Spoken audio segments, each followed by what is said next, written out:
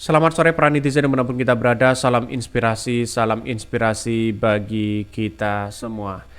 KPU akan buka isi kontrak dengan Alibaba Cloud meski sensitif. Wow, wow, wow, wow. Ada apa ini begitu kan ya? Satu persatu sudah banyak yang mengakui.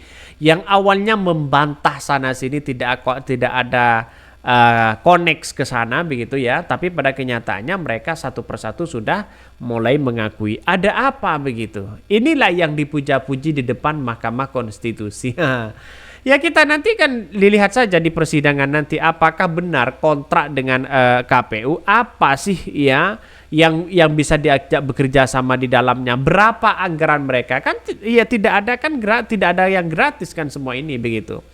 Maka kalau ini diungkap, benar-benar diungkap, wah bagaimana dengan Sirekap, bagaimana dengan sistem KPU selama ini begitu, siapa yang mengendalikan, jangan-jangan mereka tidak tahu terkait dengan sistem KPU ya, jangan-jangan mereka banyak yang kemudian dikendalikan oleh pihak-pihak lain, kan begitu logikanya begitu. Maka yang jelas sensitif dalam segi apa, ini menjawab keraguan yang ada selama ini begitu kan ya. Ya, kalau sensitif, kenapa harus dijalankan begitu kan? Demi apa coba? Maka saya kira bahwa beberapa kali sudah KPU begitu melanggar kode etik. Semuanya ya kita lihat saja sudah beberapa kali, kayaknya 3 kali begitu melanggar kode etik dan sebagainya. Ini yang seharusnya kita amati betul di situ begitu kan. Jangan sampai mereka terlepas ini semua begitu kan. Biar 2029 berjalan aman, menjaga demokrasi yang baik begitu kan. Apanya yang sensitif bos? Angkanya meledak-ledak ya. Hahaha. Developer Sirekapnya belum dimunculin sampai sekarang katanya begitu kan. Berapa anggaran mereka? Kan begitu logikanya. Apakah Indonesia tidak ada begitu? Bagaimana data-data yang bocor dan sebagainya? Itu kan saya kira kita lihat saja begitu kan.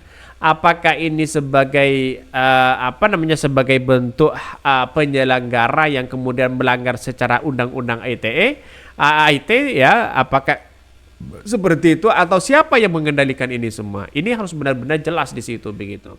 Artinya kalau kita berbicara terkait sensitif atau tidak, itu kan seharusnya menjadi terbuka kepada bangsa kita, kepada rakyat Indonesia, apa sih sebenarnya terjadi. Kan begitu logikanya begitu kan. Biar tidak menjadi ya simpang siur di masyarakat. Ya selama ini ya masyarakat mengatakan bahwa kalau memang seperti itu begitu ya, ada nuansa-nuansa keterlibatan misalnya begitu kan ya. Terus untuk apa mereka bekerja sama dengan Alibaba dan sebagainya begitu kan? Ada apa? Ini yang mesti kita amati betul di situ begitu kan. Sangat-sangat disayangkan kalau memang ini terjadi begitu. Ini mari kita baca ya. Bahkan ya Komisi Pemilihan Umum KPU menyatakan pihaknya bersedia memperlihatkan isi kontrak KPU dengan Alibaba Cloud dengan resam ya dari proses pengadaan layanan tanpa menunjukkan informasi yang dikecualikannya. Kuasa hukum KPU RI Endi Wahyudi menyebut ya informasi terkait tipologi, server-server fisik, server-server cloud, penyimpanan awan dan jaringan, lokasi setiap alat dan jaringan hingga rincian alat-alat keamanan cyber termasuk Alibaba Cloud merupakan informasi sensitif. Kenapa kok bisa sensitif begitu kan? Rakyat Indonesia kan tahu begitu kan. Kan itu kan menggunakan uang rakyat Indonesia bukan menggunakan uang pribadi mereka begitu. Endi menjelaskan pengecualian informasi ya tersebut berdasarkan keputusan KPU nomor 333 ya tahun 2024 tentang penetapan informasi publik yang dikecualikan di KPU. Ya, menurutnya informasi publik yang dikecualikan yakni tipologi Sirekap, sistem informasi rekapitulasi, rincian dan alamat internet ya protokol IP dan server Sirekap, alat dan jaringan Sirekap maupun rincian alat dan keamanan cyber. Dia menyampaikan semua bisa diperlihatkan apabila ada permintaan. Nantinya KPU akan memberikan resem kepada Yayasan Advokasi Hak Konstitusional Yakin yang mengajukan permintaan tersebut. Sedangkan untuk informasi-informasi yang dikecualikan, pihak KPU menjelaskan adanya potensi-potensi ancaman keamanan cyber. Selain itu, banyak juga penyalahgunaan yang berpotensi tindak kriminal. Ya, ini menuturkan bahwa dibukanya informasi rincian alat-alat keamanan server dapat menimbulkan resiko kerentanan terhadap pencurian identitas bahkan resiko bagi karyawan dan fasilitas dari KPU. Ya, kalau memang data-data itu sangat sensitif seperti Sirekap, karena yang diharapkan itu Sirekap begitu kan. Dalam artian masyarakat ingin tahu apa sebenarnya sih terjadi begitu kan. Ini harus ada payung hukum bahwa data-data pribadi itu tidak sampai kepada orang luar, apalagi ada intimidasi sana sini begitu kan. Sangat-sangat disayangkan memang. Pada kenyataannya kalau menurut saya pribadi buka saja kepada rakyat Indonesia. Yang penting data-data itu aman begitu kan. Ya, apalagi disalahgunakan pada orang-orang yang mereka begitu atau tidak menyalahgunakan dengan data-data yang ada ya. Kalau saya kira ini ada undang-undangnya di situ begitu kan. Bahkan ada yang mengatakan sebelumnya pada perkara ini banyak 3 registrar ya sengketa informasi yang diajukan oleh Yayasan Advokasi Hak Konstitusi Indonesia atau yakin sebagai permohonan KPU.